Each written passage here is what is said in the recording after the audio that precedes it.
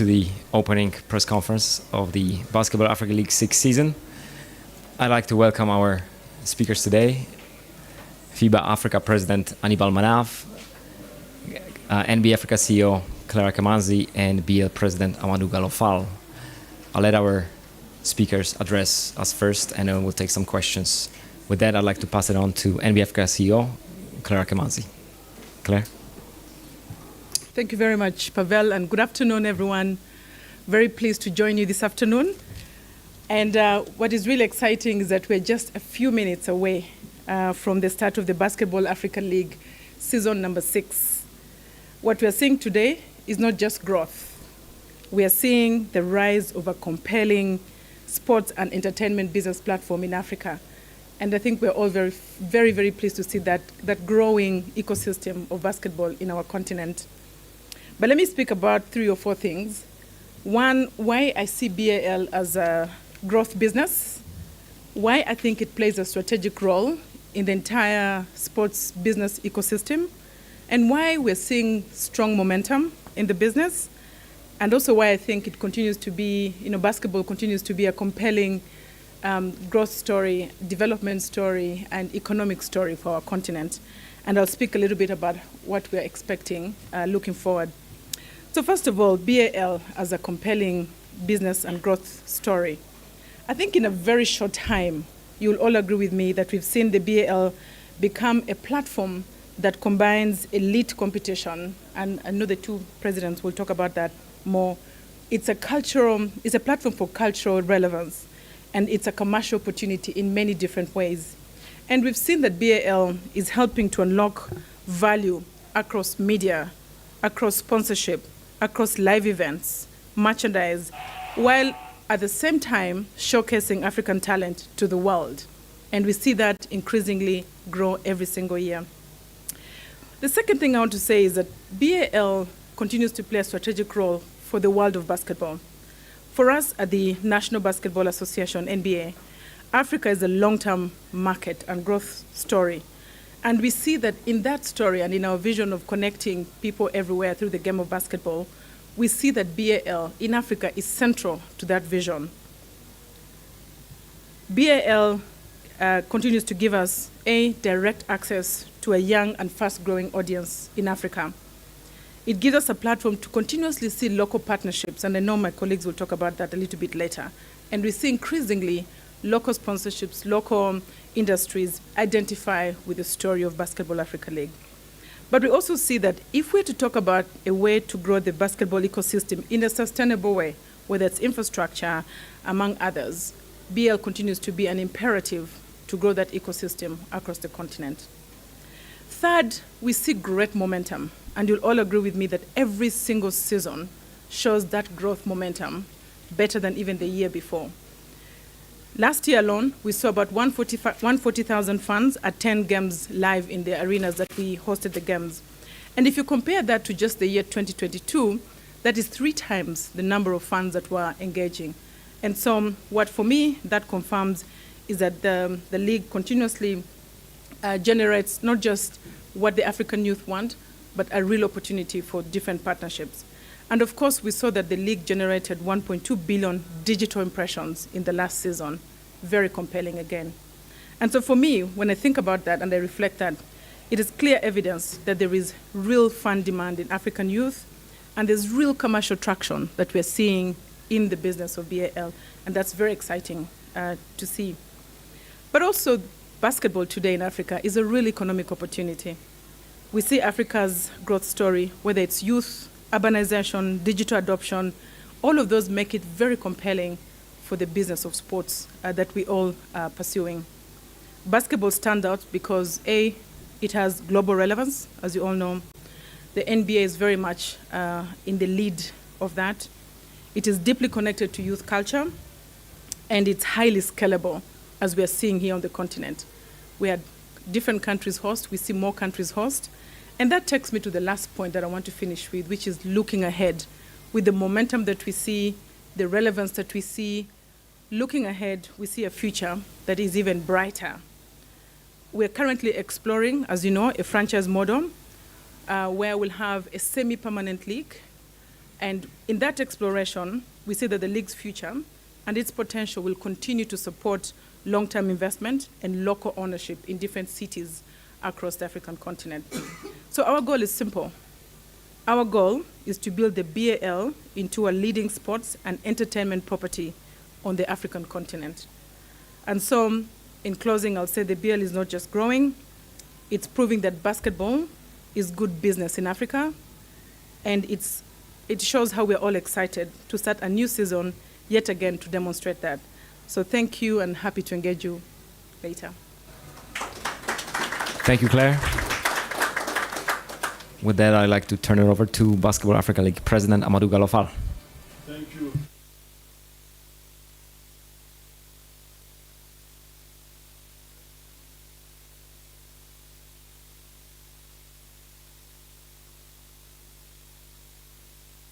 From our friends, from the media, from across the African continent, your continued support is tremendously valued.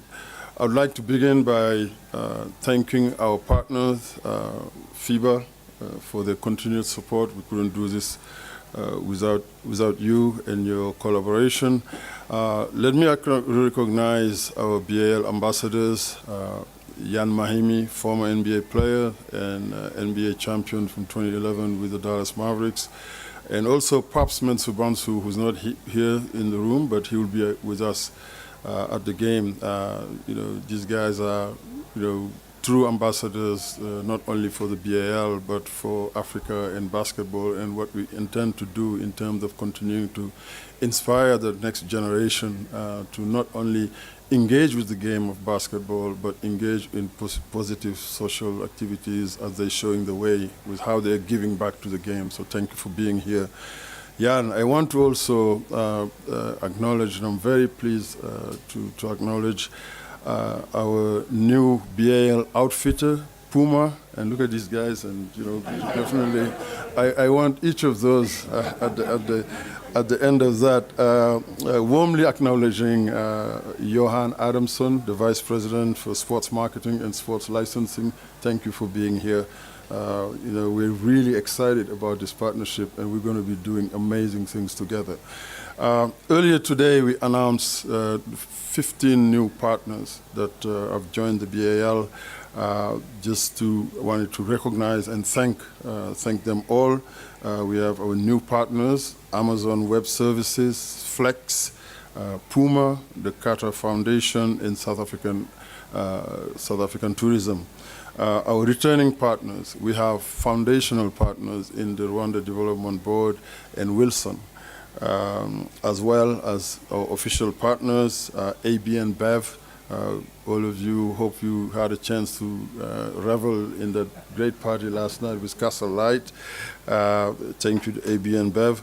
Afrexim Bank, Air Senegal, Hyundai, Rwanda, the French Embassy of Senegal, Service Now, and Wave. We're grateful for your continued support, and those that we are getting for the first time, welcome to this amazing journey. South Africa, as we always say, is a country that has deep love for basketball, and a country where we've formed long-standing relationship, as the NBA and the country. And we are proud to be coming back for the third consecutive season here in Pretoria, where we've received incredibly warm welcome, and this is really the reason why we are here for the third consecutive time. And this passion and love for basketball, we see it in the stands, right? Over the last 2 years that we've played here, 50,000 fans have attended our games. And today, now, as we enter this sixth season, we continue to see just beyond the impact that Claire talked about. But from a basketball standpoint, we've had over 30 teams from across the African country play a total of close to 200 games. That shows reach. Our goal has been for every season to see an impact in a growing footprint, more teams getting organized, more countries coming into the league. That's really what we set out to do. This year also, not just the fans. I know we're going to establish another record for attendance in terms of fans in the arena, but the games are going to be available and distributed in over 200 countries around the world. We are tipping off today the Kalahari conference here and until April 5th, and we will follow this with our Sahara conference, which will be played in Rabat, Morocco from April 24th to May 3rd, and the top 8 teams out of the 12 will convene in Kigali for our finals from May 22nd to May 31st. We will crown our 6 champions on May 31st in Kigali. And on the court, just like every year, we also measure success by the improvement of the product we see on the court, the competition. And I have no doubt that this is going to be an epic season on the court because we have teams across rosters of teams, 5 players with NBA experience and 20 players with NCAA Division I experience and 11 players with G League experience. So, and then elite coaches, coming back and coaching across these 12 teams.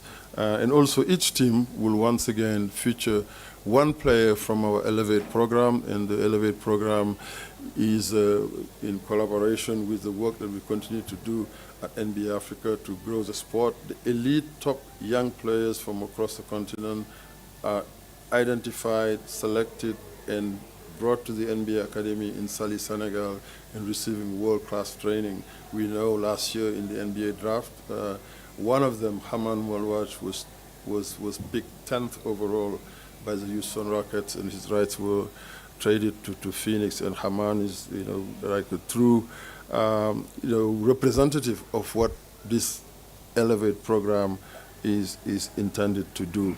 So off the court, we'll continue to also be very active in the community. We are going to work alongside our partners on a number of basketball development and social impact programs across our host markets and also in Egypt, in Kenya, in Nigeria, and in Senegal. These include youth and coaches and referees clinics. We will have education and literacy initiative and a series of camps, workshop for young women through our BAL for Her program, which continue to be our platform that is advancing gender equality in the sports industry in Africa. With that, I thank you and looking forward to our engagement throughout the course of this Kalahari conference and the whole BAL Season 6 season. Thank you. Thank you, Amadou. I'd like to pass it on to FIBA Africa President Hannibal Manaf. Welcome.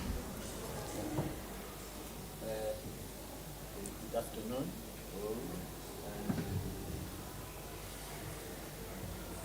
Ladies and gentlemen.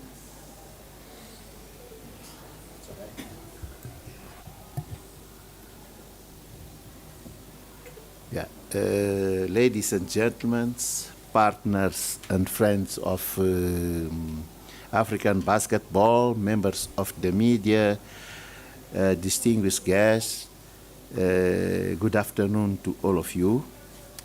On behalf of FIBA Africa, I would like to welcome you in Pretoria for the opening season 6 of the Basketball Africa League. Today, we are not simply launching a new season. We are affirming our vision. Basketball Africa League has established itself as one of the premier professional competition on our continent. This strategic partnership between NBA and FIBA combines global expertise with a clear African ambition to grow the game. Basketball is more, the BAL is more than a league. It is the top of the structured ecosystem that FIBA Africa has been building for decades. Through competition such as BAL, Afrocan, our youth Afrobasket under 16 and under 18, Road to BAL, as well as our youth camps and mini basket forum, we have created a complete development pathway for African talents. Today, this pathway is delivering results. For you to have an idea, let's talk what's happened in 2025. We had Afrobasket, man, in Angola. That was the best in terms of quality and competitiveness. The final game, we had two national teams, which the majority of the players, they were champions during under 16 and under 18. In these two teams, there was no naturalized player. More than 80 players, 80 players, competed in BAL Season 5,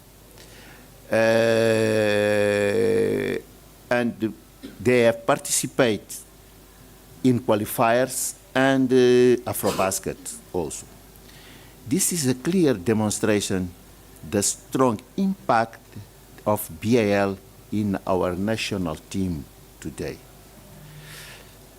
Interesting also is the Season 5 from BAL. The champion came from a team of Road to BAL. Good indication of the level of the teams from no franchise countries. We had spectacular games during Road to BAL, especially in Nairobi, where the game was every day full.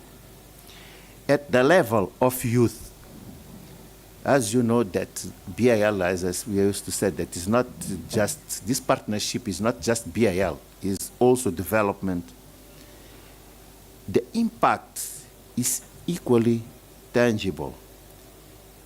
Last year also we had Afrobasket under 16, where more than 60 players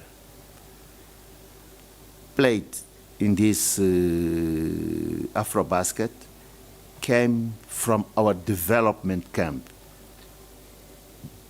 These development camps are partnership, FIBA, and NBA.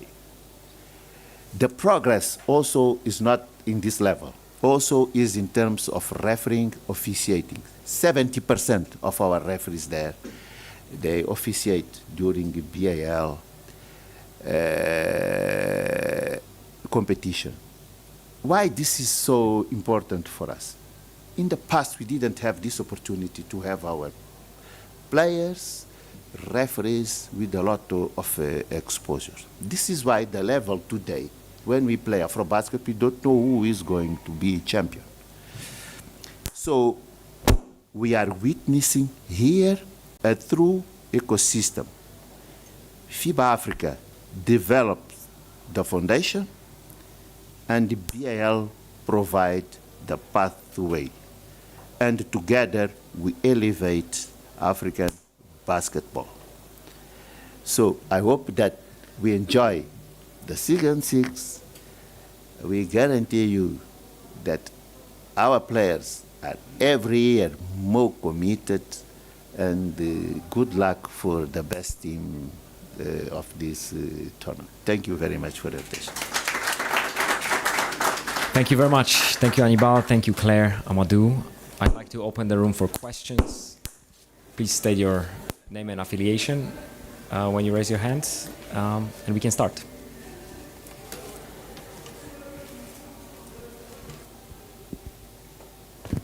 Good afternoon. KB Murishani from 5FM. My question goes to all three of you, basically, and my question is, The BAL is entering its 6th season, but you only started coming to Pretoria 3 years ago. So I just wanted to know, what is it about the city of Pretoria that just has you guys wanting to come back for more in terms of basketball? How's that? How does this work? Ah. All right. I'll scream. So,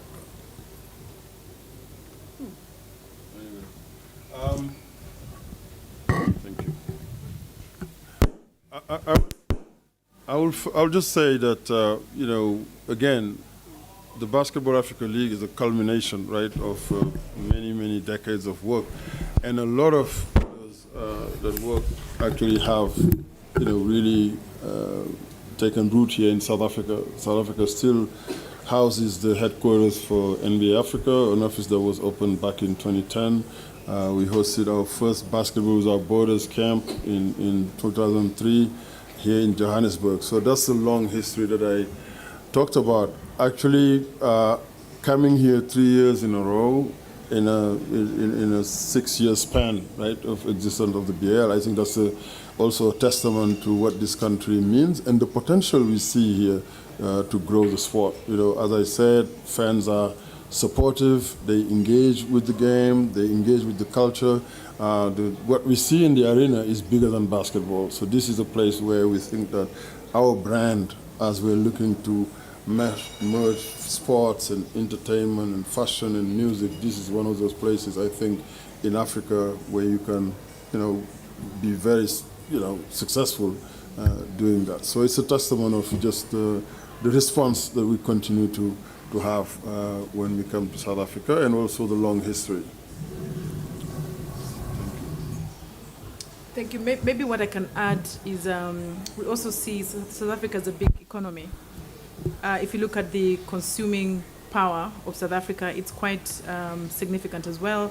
We see that in ticket sales. We've done very well in ticket sales in Pretoria. And so the funds are there, the market is there, the infrastructure. And I don't know if you know that less than half a dozen countries actually have the kind of infrastructure we need, and this is one of them, the African continent. And so there's a lot of positives that make the ecosystem, ready for South Africa. And this is why we keep coming back here, and we'll keep interested in building this here. And then, of course, the media market with DSTV, with SABC, and the media market is also quite developed in South Africa. So, do you want to add anything? We all know that about the potential of South Africa. Fortunately, in terms of basketball, here we have problem of governance, but here we have a big potential. This country has a big potential. You know that many people, especially young people, are coming to South Africa for university, for other things. So we need to have this, to mobilize these young people to play basketball. And for me especially, it's very good because I can come here driving and I can bring my fellow Mozambicans to watch the BAL. The only way for them to watch BAL is to come here because the last time they are not qualifying, so at least they can come to watch. Now we know he's fair in Cuba. Thank you. Next question.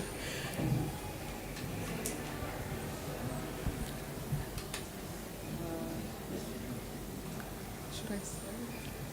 Do I have to? Good afternoon. My question is for President Anibal Manav.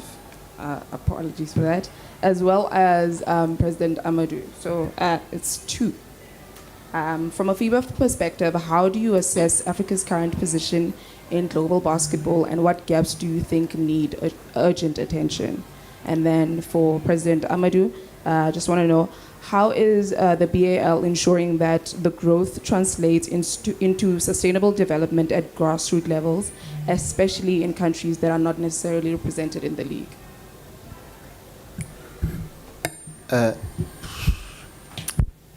Let's take some KPI, very important. For you to understand that how are we improving in global, international competition. Today, African national teams. Let's talk about African national teams. Okay, let's talk first about the club, the winner of our BAL. You know that we have an Intercontinental Cup, which is a kind of World Cup every year with the best team of all the continents. With BAL today, we are not the last one. In the past, we used to be in the last. Today, we are competing, we are more competitive. And I think that in the last Intercontinental Cup, we were third. We were in third position. This is a development. The last World Cup was 2023, if I'm not wrong. All the 5 teams, national teams from the continent, they went through the second phase. 32 teams. So we were not the last one. So we are ahead of Asia. Next year we have World Cup. We believe that we have to compete with South America. This is what we are working for, and this is why it's very, very important to invest more in this league. Of course, we have a big challenge, as Claire mentioned, is infrastructure. We are not going for the next step if we don't have infrastructure for good quality. Sometimes we are challenging to host this kind of competition, but this is a challenge, and we believe that with the environment that is BAL is creating, more people are going to invest in terms of infrastructure. Thank you for the question. Our approach in terms of really when we decided to stay engaged in Africa to grow the sport, it was about establishing a pathway from grassroots to elite. After decades, we've launched this Pan-African Professional Basketball League, the Basketball Africa League, that sits now on top of that pyramid, right, of development. But make no mistake, grassroots remain our bread and butter.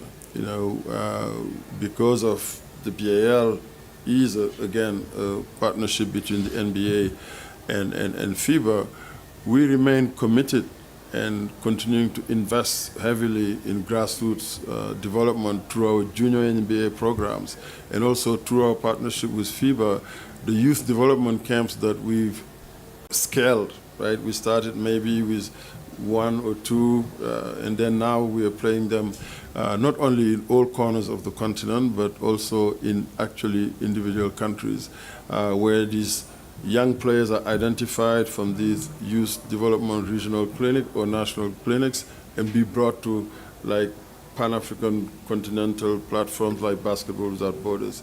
We continue to focus enormously in developing local expertise. The BAL, and in the summer we have a coaching program where we select coaches from close to 25, 30 countries and take them to the Summer League in Las Vegas, where they intern with NBA team. We each year scale the number of coaches clinics we do on the continent, the number of referee clinics that we do across the continent. And the Elevate program, I think, is a testament of the reality that when you become intentional in identifying talent and also creating an enabling environment for this talent to develop, which what we've done with the NBA Academy in Sali, you can produce elite athletes, and that's what happened with Haman Malwach or Ulrich Chomche. There are other young players playing in the NCAA at a very, very high level who all came from here. And also, I can bring it closer to home. Last year, the MVP of our league, Jean-Jacques Boissy, is a player that is a for me, like the best proof of this concept, right? He was part of the first cohort of the NBA Academy. And then when he finished, he stayed on the continent, started his career with the Patriot Basketball Club in Rwanda, then moved on to AS Douane, participated last year, win the championship with Al Ahly from Tripoli, and was the MVP. And it's translating also for the national team in Senegal, as the president said when we were at Afrobasket, seeing all these players across different rosters, this shows that the validation when these players, no matter where they are from, where they're playing around the world, they started here and they're coming back to play for their countries. Thank you. Quick reminder, please state your name and affiliation as well when asking a question. Thank you. Good afternoon. My name is Alex Saboke, Capital FM Kenya. Question to President. In terms of fan zone, as we look forward to grow the number of fans who are coming to watch the BAL games, what do we have in store for 2026 in terms of the experience that they'll take home? I know we'll have fans coming from various cities supporting their various teams. What they take home in terms of the experience, the fan zones? Then for the CEO, in terms of having the infrastructure, I know the goal that is to have 1,000 courts built across Africa. Where are we in terms of achieving that, especially in Kenya? And then in terms of the league, do we going to have the conferences remain the same as two? As you say that the future is to have a semi-permanent league. Thank you. You want to go first? Look, in terms of experience for the fans, for us it starts with the product, right? I think we want to focus on making sure that our teams are super organized, they're professional, and they have talent, across their rosters. They are very well coached and they are motivated.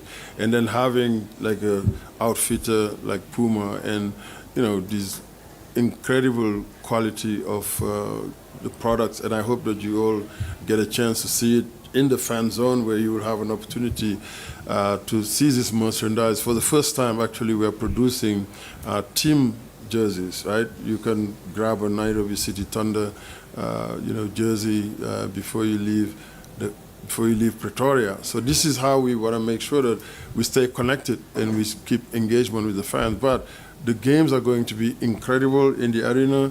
We're going to have incredible performers at halftime and some pre-game. Some of the best talent in South Africa will be entertaining the crowd. When we move to Morocco for the Sahara Conference, it will be the same.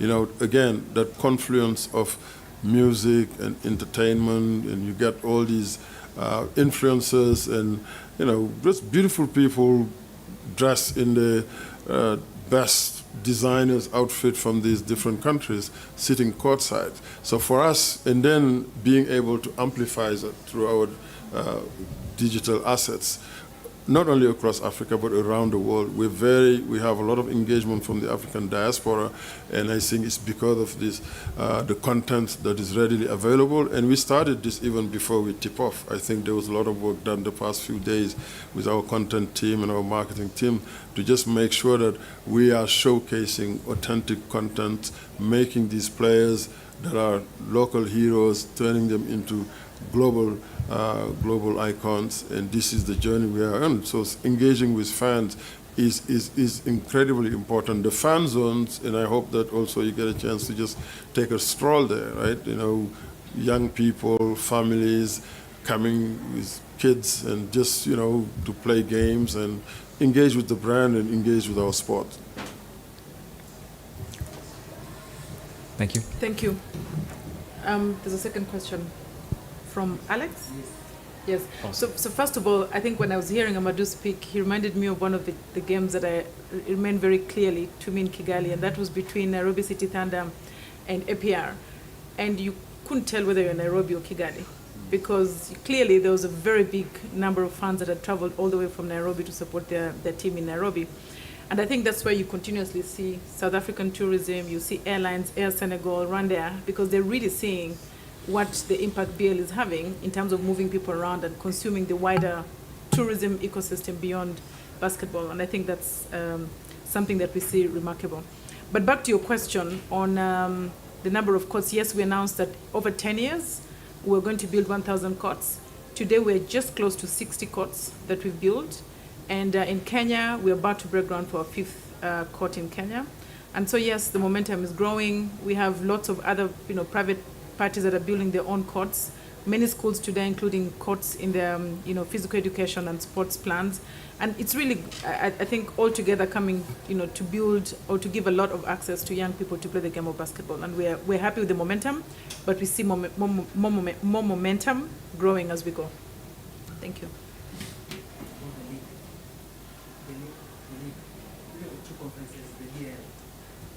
Oh, so whether we're going to have 2 conferences? Yes, it's going to remain the same. We are constantly evaluating and seeing what's the best way to really deliver the game of basketball. And so every year, every season, we evaluate, and what we think is best for that particular season we do.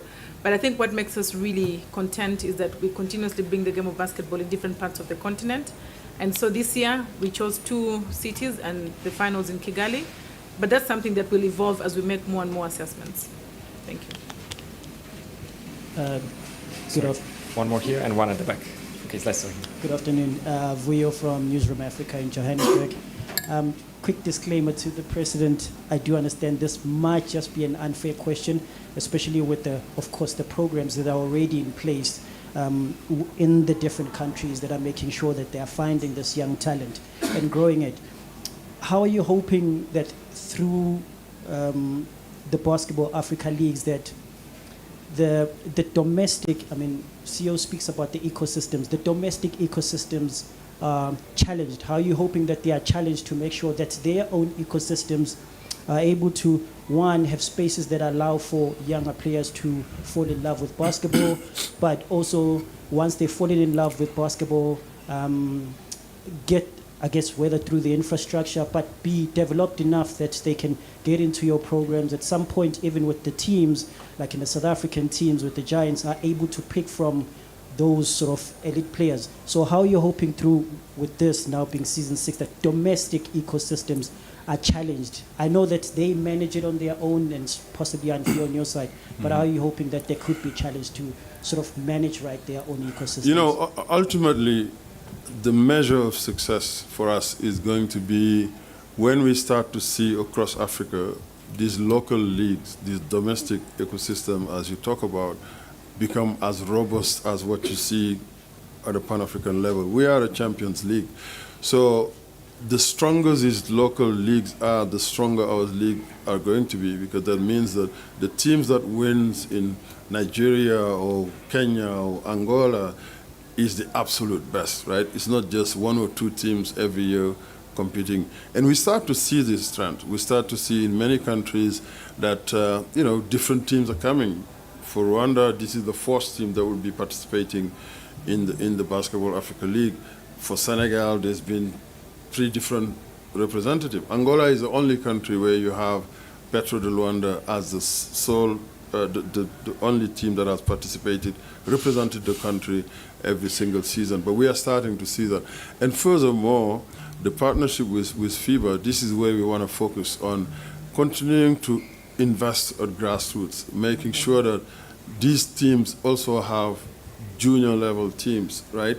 And local development structures where, let's say through these junior NBA programs, the best talent in ages 15 and under are being identified. And now, how do we work with the local structures, the local federations, etc., to make sure that these talent that are showcased through these leagues are, being given special attention? This is where the partnership with FIBA comes into play, and this is why I reference these youth development camps that ultimately lead to Basketball Without Borders. And I think the federations are starting to capture this. I think President Anibal talked about it. 80 players who he's identified have played in the BAL and across all these national teams. I saw the top 5 all-tournament team at the Afrobasket. I believe 3 out of the 5 players were in the BAL, in Aliou Diarra, who was 2 times the Dikembe Mutombo Defensive Player of the Year of the league, and also Mahaman Koulibaly, who last year played for for Stade Malien, and then Childe Dunda, who was the MVP of the AfroBasket. These are players that we see, every season in the Basketball Africa League. So that local impact, right, we are starting to see, but we need to see it at scale. Take one more. But I can add something very quickly. That this is a process. We, in terms of FIBA, we have a very strong training program. We are training administrators, coaches, referees. Today, we have too many local leagues. Not just to pay, they are not playing a weekend to decide who is going to represent the country in BAL, but it's a long competition. This, it means organization. The federation today are better organized. The good of basketball until season 5, all the champions are coming from countries with better organization. The local leagues in Egypt, Angola, Tunisia, Libya are the best leagues in Africa. If the others want to achieve, to be champions, they need to improve the organization. You see the national teams today. In the past, I'm not going to mention teams, but big countries, to prepare the teams to go to AfroBasket was a chaos for us. They just joined 1 week before. Some players, they knew each other in this camp of 1 week, and they come to AfroBasket. Today, it's completely different. So, when we start all this process, we were too far. Today, we are improving. Of course, we have too many more challenges, but we are there. This is why one of our biggest investment is development programs. Yes. Okay, we take 2 more questions. We start here, and then we'll take one at the back. Afternoon, Emmanuel Shine from Africa Basket. My question is directed. My question is directed to you, ma'am. It's just twofold, actually. You mentioned having a semi-permanent franchise system. Are you maybe worried about the timing because not every African country may have the infrastructure required to host such a team, and the fear that it might lock some countries out? And then the second thing you mentioned was, you said that you evaluate from year to year for the structure of the league. Is that maybe not a fear for certain countries or certain teams rather who are trying to secure long-term partners in the development of their franchises or their leagues? Okay, thank you. On your first question around franchising and infrastructure, yes, today there's a limited number of countries that have the requisite type of infrastructure that can host a BAL game. However, we see it as a big opportunity because as we're engaging investors today and exploring the possibility of moving into franchises, we're also discussing with them the investment opportunity to actually build an arena. And we're seeing interest. Some companies are even interested in just looking at the infrastructure in addition to the franchise. And so we see it, yes, there's a gap, but we see it as an opportunity. And the franchise investors we're engaging understand that they will also have to look at that together with the infrastructure. So we actually think it's our view that by having the possibility of moving to a franchise structure is actually a big opportunity to accelerate the arena development on the continent because now there's real demand. And also, I think what's very clear is that the arenas, as an investment, even on their own, are beyond basketball. They host a lot of events. And so it's a real economic opportunity that investors are seeing. So yes, it might be a limitation today, but actually this is an opportunity to accelerate the development of arenas. And then on evaluating constantly, one of the reasons that we're exploring the possibility of going to a franchise structure is that it allows a lot more predictability because then you have a set number of teams. You have a few number of teams that will be coming through road to BAL qualifying, but it brings more predictability, more stability, and we think that will allow us actually to achieve the stability and predictability that we want in the future. And that is actually what will allow us to have long-term engagements and long-term partnerships. But we continuously want to bring the opportunity to as many African countries as possible. That's why we keep evaluating. Where have we been? Where else do we need to go? What is required? Who has the requirements? So that we can have, as much as possible, find the partnerships that allows us to bring as many African cities and as many African fans closer to the games of basketball. Thanks. Thank you. And last question, right there. Thank you so much. My name is Francisco Pinto from Angola, and first one, I would ask you not to laugh at me because my English is not so good. No. I want to ask first that I think last year your staff were in Angola, and I think the promise that the ball were to come to Angola, and people of Angola were obviously excited, you know? But we want to know from you what really happened not to the ball not go to Angola, first one.